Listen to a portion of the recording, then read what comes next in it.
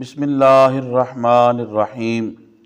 بخاری شریف کی حدیث نمبر 541۔ حضرت ابو برزہ رضی اللہ تعالیٰ عنہ فرماتے ہیں کہ نبی صلی اللہ علیہ وسلم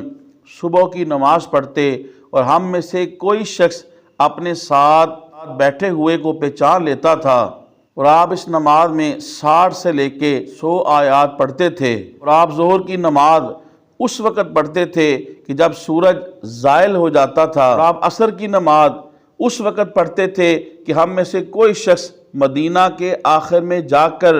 واپس آ جاتا اور سورج چمک رہا ہوتا تھا۔ راوی کہتے ہیں کہ میں بھول گیا کہ حضرت ابو برزہ نے مغرب کے متعلق کیا فرمایا تھا، اور آپ صلی اللہ علیہ وسلم عشاء کی نماز کو تہائی رات تک مؤخر کرنے کی، پھر آدھی رات تک مؤخر کرنے کی کوئی پرواہ نہیں کرتے تھے۔ راوی کہتے ہیں پھر میری حضرت ابو برزہ سے ملاقات ہوئی تو انہوں نے کہا یہاں تہائی رات تک۔ محترم خواتین و حضرات، حضرت امام بخاری رحمۃ اللہ علیہ نے اس حدیث پاک کا عنوان قائم کیا کہ ظہر کا وقت زوال سے ہے، اور اس حدیث پاک کے اندر بیان کیا گیا کہ نبی کریم صلی اللہ علیہ وسلم آپ ظہر کی نماز اس وقت پڑھتے کہ جب سورج زائل ہو جاتا، یعنی عین سر سے ہٹ جاتا اور مغرب کی طرف چلا جاتا، زائل ہوتا، تو آپ ظہر کی نماز پڑھتے۔ اور پھر اس کے اندر ذکر ہے کہ نبی صلی اللہ علیہ وسلم کے ساتھ ہم فجر کی نماز پڑھتے اور آپ 60 سے لے کے 100 آیات تک تلاوت فرماتے، اور ہم میں سے ہر کوئی ایک دوسرے کو جو پاس بیٹھا ہوتا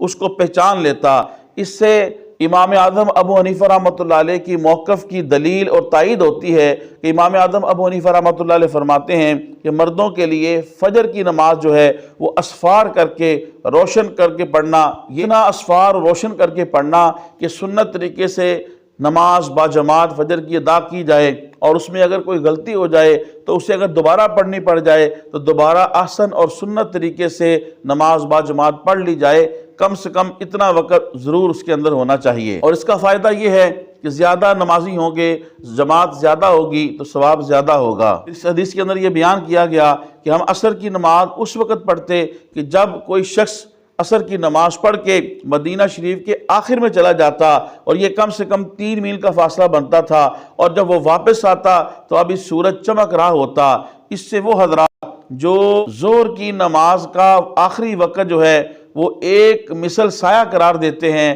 وہ دلیل پکڑتے ہیں۔ لیکن امام اعظم ابو حنیفہ رحمۃ اللہ علیہ کی طرف سے یہ جواب ہے، اس حدیث کے اندر یہ ذکر نہیں ہے کہ وہ پیدل چل کے جاتا تھا، ہو سکتا ہے وہ برق رفتار اور تیز رفتار گھوڑے یا تیز رفتار اونٹ یا اونٹنی یا تیز رفتار سواری کے اوپر بیٹھ کے مدینہ شریف کے آخر میں جاتا اور واپس آ جایا کرتا تھا، اور یہ کوئی بعید نہیں۔ بخاری شریف کی حدیث پاک ہے جس کے اندر یہ ذکر ہے کہ پیارے نبی صلی اللہ علیہ وسلم نے ظہر کی اذان اس وقت دینے کا حکم دیا کہ جب ٹیلوں کا سایہ نظر آ رہا تھا، یعنی ایک مثل سایہ ہو گیا، تو ایک مثل سایہ کے اوپر تو نبی صلی اللہ علیہ وسلم آپ ظہر ادا فرما رہے ہیں، تو عصر کا وقت کیسے شروع ہو سکتا ہے؟ لہذا عصر کا وقت اس وقت شروع ہوتا ہے کہ جب ہر چیز کا سایہ 2 مثل ہو جائے۔ محترم خواتین و حضرات، تبلیغ دین کی نیت سے حدیث شریف کے اس درس کو زیادہ سے زیادہ لوگوں تک پہنچانے کے لیے اس ویڈیو کو شیئر کریں۔ اللہ پاک آپ کو جزائے خیر دے۔ السلام علیکم ورحمۃ اللہ وبرکاتہ۔